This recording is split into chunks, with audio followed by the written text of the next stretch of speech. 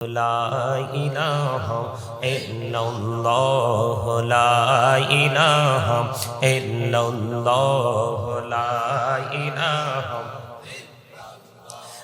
لا إله إلا الله لا إله إلا الله হেরে কত সুন্দর মদিনা কেমনে যাব জানি না হেরে কত সুন্দর মদিনা কেমনে যাব জানি না হেরে দয়া করো দয়াল আল্লাহ দয়া করো নসিব করো মদিনা লা ইলাহা ইল্লাল্লাহ লা ইলাহা হেরে নামাজে রোজা ছাইরো না মা বাবাকে ভুইলো না হেরে নামাজে রোজা ছাইরো না মা বাবাকে ভুইলো না হেরে জান্নাতে বাসি হইতে চাইলে জান্নাতে বাসি হইতে চাইলে প্রাণ ভরে করো সাধনা লা ইলাহা ইল্লাল্লাহ লা ইলাহা লা ইলাহা ইল্লাল্লাহ মুহাম্মাদুর রাসূলুল্লাহ সাল্লাল্লাহু আলাইহি ওয়াসাল্লাম আল্লাহ আল্লাহ আল্লাহ আল্লাহ আল্লাহ আল্লাহ আল্লাহ আল্লাহ আল্লাহ মহব্বতে আল্লাহ আল্লাহ আল্লাহ আল্লাহ আল্লাহ আল্লাহ আপন করে নাও গো দয়াল করিও না তোমার প্রেমের আলোই ভরে তোমার প্রেমের আলোই ভরে দাও গো মনের ঘর দাও আল্লাহ আল্লাহ আল্লাহ আল্লাহ আল্লাহ আল্লাহ আল্লাহ আল্লাহ আল্লাহ আল্লাহ পাগল পাড়া মনটা শুধু খুঁজে দিবানিশি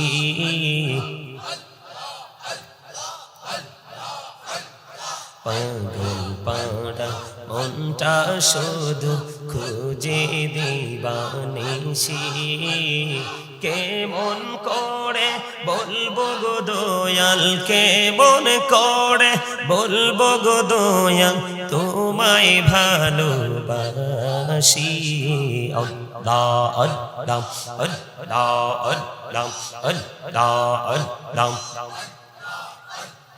আপন করে নাও গো দয়াল করিও না পর তোমার প্রেমের আলোই ভরে তোমার প্রেমের আলোই ভরে দাও গো মনের ঘর আল্লাহ আল্লাহ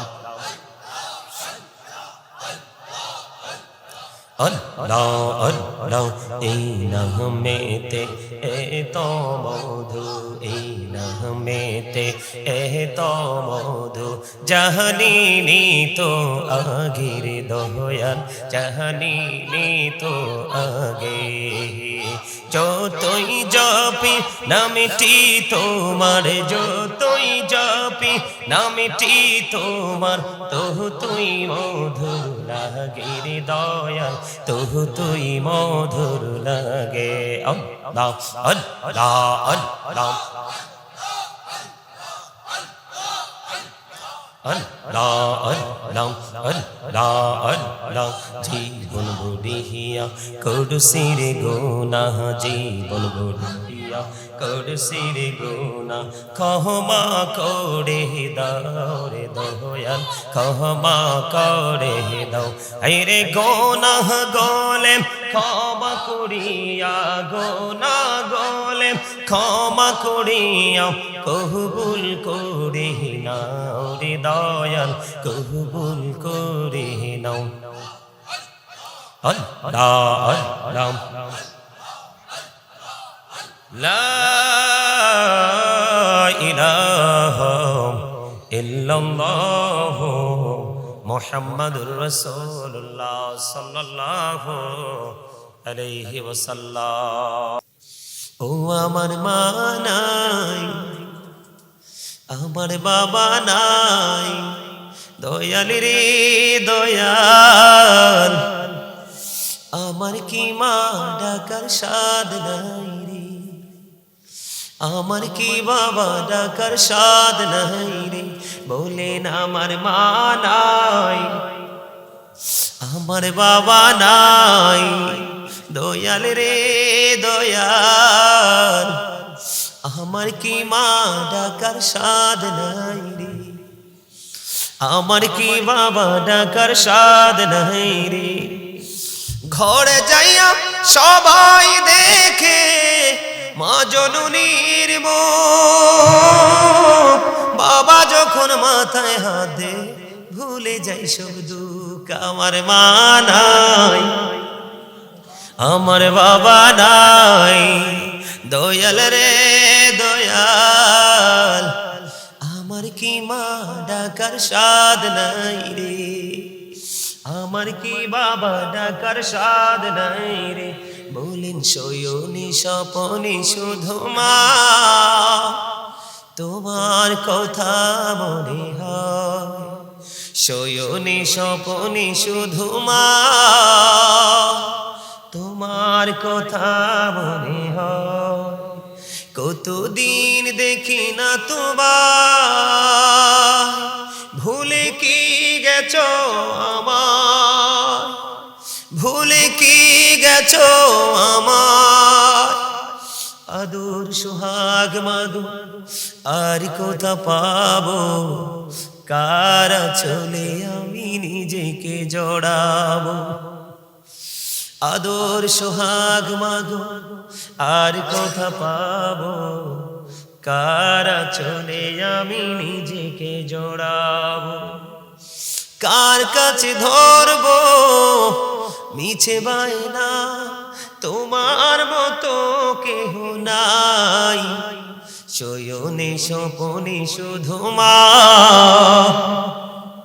তোমার কথা মনে হয় আমার ভুবন জুড়ে শুধু দুঃখ জ্বালা কে আর পরাবে আমায় সুখের সে মালা আমার ভুবন জুড়ে শুধু দুঃখ জ্বালা কে আর পরাবে আমায় সুখের সে মালা কপলে কে দেবে আর কাজলের টিপ তুমি জেনে ধরাই শয়নে স্বপনে শুধু মা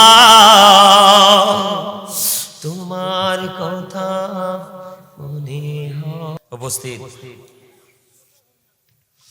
উপস্থিত সম্মানিত ওলামাই কেরাম হুফাজে কেরাম আমন্ত্রিত অতিথিবৃন্দ দাড়ি পাকা আমার মুরব্বী বাবারা যুবক ভাইয়েরা পর্দার অন্তরালে রয়েছেন আমার মা বোনেরা বিশেষ করে আজকে দনেশ্বর বুইয়াবাড়ি যুব সমাজের উদ্যোগে মহাপবিত্র ঈদ মিলাদুন্নবী সাল্লাল্লাহু আলাইহি সাল্লাম উদযাপিত হয়েছে এই ঈদ মিলাদুন্নবী সাল্লাল্লাহু আলাইহি সাল্লাম উদযাপন উপলক্ষে আজকে যারা টাকা দিয়ে পয়সা দিয়ে অর্থ দিয়ে বুদ্ধি দিয়ে শ্রম দিয়ে সার্বিক সহযোগিতার মাধ্যমে আজকে যারা এই জান্নাতের বাগান সাজিয়েছেন এবং আপনারা যারা উপস্থিত হয়ে এই জান্নাতের বাগানের যেই মর্যাদা যে ইজ্জতকে আপনারা কি করেছেন বৃদ্ধি করেছেন আপনাদের সকলের প্রতি আমার আন্তরিক সালাম আসসালামু আলাইকুম ওয়া রাহমাতুল্লাহি ওয়া বারাকাতুহু সম্মানিত উপস্থিতি আসলে কোরআন হাদিসের কথাগুলো এতটাই যে মধুর হয়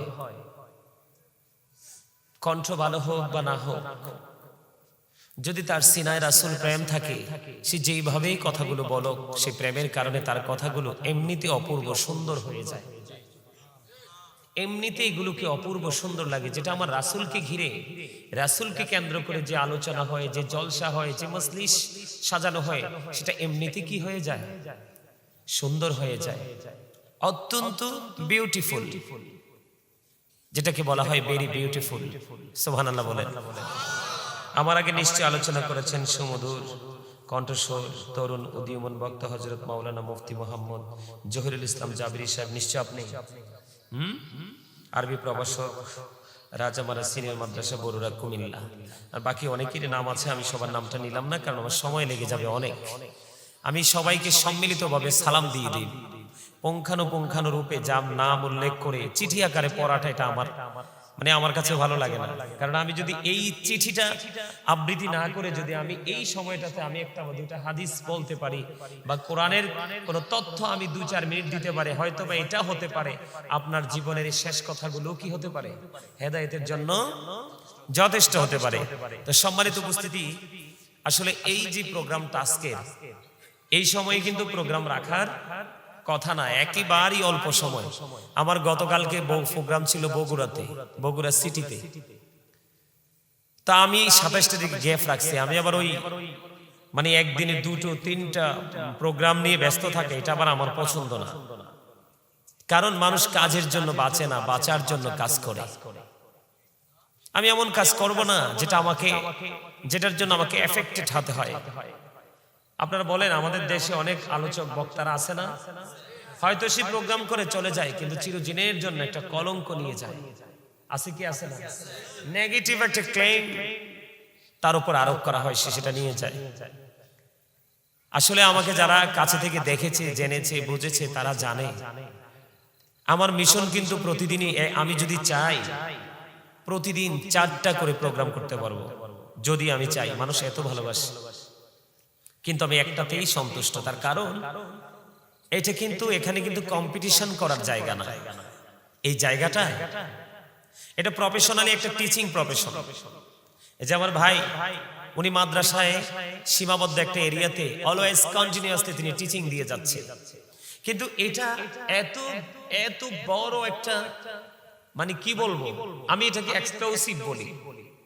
আমার কাছে এই প্লেসটাকে এক্সক্লুসিভ একটা প্লেস হিসেবে মনে হয়। এই কারণে একটা বছরে একদিনই বাগানটা সাজানো হয়। এটাতে যে এই প্রোগ্রামটার কারণে সামাজিক, পারিবারিক যে একটা বন্ধন তৈরি হয়, এটাই হচ্ছে সুন্নাহর আলো। সুবহানাল্লাহ বলেন না? আমি কিন্তু একটা সেন্টেন্সকে বারবার কিন্তু আমি রিপ্লাই করতে চাই না। তোমরা ইয়াং ম্যান যারা এখানে বসেছো, তোমাদেরকে কিন্তু জান্নাতের বাগানের মেহমান বলে মনে হয় না। মনে হয়েছে তুমি দাদার ক্ষেতের মরিচ উঠাইতে আসছো। তো যেহেতু তোমার কন্ডিশনটা এইরকম, তোমার বডির যে কন্ডিশনটা যেহেতু এইরকম, তুমি যদি এসে বুঝতে না পারো যে মিস হয়ে গেছে, আমার পোশাকটা আসলে এমন হওয়া উচিত ছিল না, একটু মাধুর্য থাকা দরকার ছিল, এই জিনিসটা যদি তুমি এখানে আসার পরেও যদি ফিল করতে পারো, আমি তখনও তোমাকে বিবেকবান হিসাবে গ্রহণ করব। কিন্তু তুমি এখানে আসার পরে, বসার পরে এতগুলো মানুষের ফিলিংস দেখে তুমি যদি তোমার ফিলিংসটাকে যদি তুমি কি করতে না পারো, স্মার্টনেসে পরিণত করতে না পারো, তাহলে আমি তোমাকে বোকা ছাড়ার কিছুই বলার। এই আল্লাহ কিন্তু বোকা মানুষকে কি করে না, কারণ বোকার স্বর্গে যারা বসবাস করে তারাই বিপদগ্রস্ত হয়। আর যাদেরকে আল্লাহ বিবেক নামক নূর দিয়েছে, কি দিয়েছে? বিবেক নামক নূর আল্লাহ রাব্বুল আলামিন যাদেরকে দিয়েছে, তাদের কিন্তু বিপদ আসতে বলে আসে। কারণ বিবেক নামক নূর আল্লাহ সবাইকে দেয় না, যাকে দিয়েছে মনে করতে হবে he is very successful person. আপনারা কথা বলবেন না, আমি আপনাদেরকে একটা ইশারা দিয়েছিলাম, দেখছেন নি? আস্তে আস্তে করে মানুষ, আমার ভাই বাবার আসবে, তারা আলোচনা শোনার জন্য আসবে। আপনারা সামনের দিকে এসে যার যার জায়গা খালি জায়গাটা ফিল আপ করে বসেন প্লিজ। আপনাদের পিছনে জায়গা খালি করে দেন, ওই যে আমার ভাইয়েরা আসছে। আপনাদের যার যার জায়গা, সামনের জায়গাটা ফিল আপ করে একটু কাছাকাছি হয়ে বসুন। আপনারা কথা বলবেন না, আপনারা কথা বলবেন না, দর্শক সারি থেকে কেউ কথা বলবেন না। কথা যেটা বলার আমি বলবো, আপনাদের সবাইকে বলছি, জান্নাতের বাগানে আসার পরে তার প্রথম কাজ হলো আদবের সাথে বসা। প্রথম কাজ কি? এখন তো শীত না, কাছাকাছি বসলে কিন্তু আরাম, একটু মজাও লাগে। জান্নাতের বাগানের আদবটাও কি হয়? রক্ষা হয়। কারণ হচ্ছে আপনাদের আশপাশে আমার বিশ্বাস কেউ ঘরে থাকবে না, অসুস্থ মানুষ ছাড়া আমি বিশ্বাস করি কেউ ঘরে থাকবে না। আমি বিশ্বাস করি সবাই চলে আসবে। কেন জানেন? এই কথা না বলেও কিন্তু কাজ করা যায়। আমার দিকে তাকান। আমি আমার ব্যক্তিগত যদি আমি অভিমত প্রকাশ করি, তাহলে আমি বলি সুন্নিয়তের রাজধানী হলো চট্টগ্রাম। সুন্নিয়ত থেকে যদি আমি ঘুরে এসে বলি দ্বিতীয় সিটিতে যাব সুন্নিয়তের, যদিও আপনাদের এটা আঁকাবাঁকা মেঠোপথে ঘেরা একটা গ্রাম, কিন্তু আমাকে যদি সেকেন্ড সিটি হিসেবে চুজ করতে বলা হয়, আমি বলবো বরুরাকে। সুবহানাল্লাহ বলতে পারেন না? আমাকে যদি ফার্স্ট সিটি হিসেবে চুজ করতে হয়, তাহলে আমি যাব কোথায়? চট্টগ্রামে। আর সেকেন্ড সিটি হিসেবে আমি বলি, তাহলে সেটা হলো বরুরা। কেন জানেন? আমি হয়তো বরুরাতে বেশি আসি না, মিডিয়ার ভাইরা ভালো করে জানে আমি বরুরাতে আসি না। আমার যেই কোনো কারণে বরুরার প্রতি আমার একটা খুব রাগ। বলে হুজুর আপনি না আসলে কি হবে? কিচ্ছু হবে না। আজ খোলামেলা ওপেনলি বলতেছি আর কি, আমি কিন্তু বেশি আসি না। মানে যেই পরিমাণ প্রোগ্রাম আমি অন্যান্য জেলায় করি, সেই তুলনায় আমার ঘরের দরজা বরুরা, সেখানে আমার ঘন ঘন আসার কথা। কথা কি বুঝতে পারছেন? তো তারপরেও আজকে আসছি, এখন থেকে চিন্তা করছি আসবো। এই কারণে আসবো, আমি যদি আমার ব্যক্তিগত ক্ষোভের কারণে সুন্নিয়তের প্রচার প্রসার থেকে বিরত থাকি, কাল হাসরের ময়দানে যদি আমার কাছে হিসাব চাওয়া হয়, জবাব চাওয়া হয়, আমি দিতে পারবো না। আমি অ্যারেস্ট হয়ে যাব। কারণ আল্লাহ রাব্বুল আলামিন বলেছে, ইন্না বাতশা রাব্বিকা লাশাদীদ, the seizing of Allah is difficult. আল্লাহ রাব্বুল আলামিন বলেছেন, ইন্না বাতশা রাব্বিকা লাশাদীদ। আল্লাহ রাব্বুল আলামিন বলেছেন, ইন্নাল্লাহা সারিউল হিসাব। ধরবে খুব শক্তভাবে, হিসাবও নিবে, বাঁচার রাস্তা আসেনি। কথা কয় না? আল্লাহর ধরা খুব শক্ত ধরা, এত শক্ত কোনোভাবে ছোটা যাবে না। আর হিসাবটা এমন চুকি নিবে, আপনি আমি চাইলেও এড়িয়ে যেতে পারবো না। আমি আপনাদেরকে বলি, আজকে এই দনেশ্বর গ্রামের মানুষগুলোকে বলি, যারা ইচ্ছে করে আজকে মাহফিলে আসেননি, আপনাকে কিন্তু জবাবদিহিতার আওতায় আসতে হবে। এটা কিন্তু আপনি আপনার গায়ের জোরে ইচ্ছে করে আপনি একদিকে কি করে দিবেন? এটা হবে না। কারণ ইমানি দায়িত্ব হলো আজকে আপনাদের এখানে এসে এই জান্নাতের বাগানকে কি করা। এখানে আসলে এত বেশি লাভ, কদম যত বাড়বে তত গুনাহ ঝরবে। কদম যত বেশি বাড়বে, গুনাহ তত ঝরবে। আর সবচেয়ে বড় মজার খবর হলো, আজকের এই রহমতের ফেরেশতারা চারপাশ ঘেরাও করে ফেলেছে। অন্য কিছু করার জন্য নয়, আপনাদেরকে অভিনন্দন জানানোর জন্য চলে আসছে তারা আসমান ছেড়ে। আর আল্লাহর বান্দাদেরকে নিয়ে অহংকার করতেছে। সুবহানাল্লাহ বলেন। কারণ আল্লাহ যখন আমাদেরকে বানাইতে চাইলেন, ইন্নী আ'লামু মা লা তা'লামুন, ফেরেশতারা আপত্তি করেছিল, কমপ্লেইন করেছিল। আল্লাহ রাব্বুল আলামিন বলেছেন, আল্লাহ যখন বলেছেন ইন্নী জাঈলুন ফিল আরদি খালিফা, ফেরেশতারা কমপ্লেইন করলো। পরে আল্লাহ রাব্বুল আলামিন বলেছেন, ইন্নী আ'লামু মা লা তা'লামুন। সুবহানাল্লাহ বলেন না? আরো জোরে। আমি যা জানি তোমরা তা জানো না, তার প্রমাণ হলো এটা। মানে আল্লাহ জানে যে আল্লাহর গোলাম সব নাফরমানি করবে না, কিছু আল্লাহর জন্য পাগল হয়ে যাবে। এই জন্য আল্লাহ বলেছেন, আমি যা জানি তোমরা তা। আজকে আল্লাহ রাব্বুল আলামিনের সৃষ্টি হিসাবে আপনি প্রাউড ফিল করতে পারেন, অহংকার করতে পারেন। আল্লাহ গো, তুমি না বলেছো ফি আই সূরাতিন মা শাআ রাক্কাবাক। আল্লাহ ক্রিয়েটেড দ্য মাইন্ড। আল্লাহ তুমি তো বলেছো আমাদেরকে তোমার মন মতো করে বানাইছো। কি করে? আল্লাহ বলতেছে আল্লাহর ইচ্ছে মতো করে আমাদেরকে বানাইছে, মন মতো করে বানাইছে। এই মন মতো বান্দাদের আচরণ হবে এরকম, যখন হাইয়া আলাস সালাহ বলবে মসজিদের দিকে ছুটে যাবে, যখন নারায়ে তাকবীরের ধ্বনি দিবে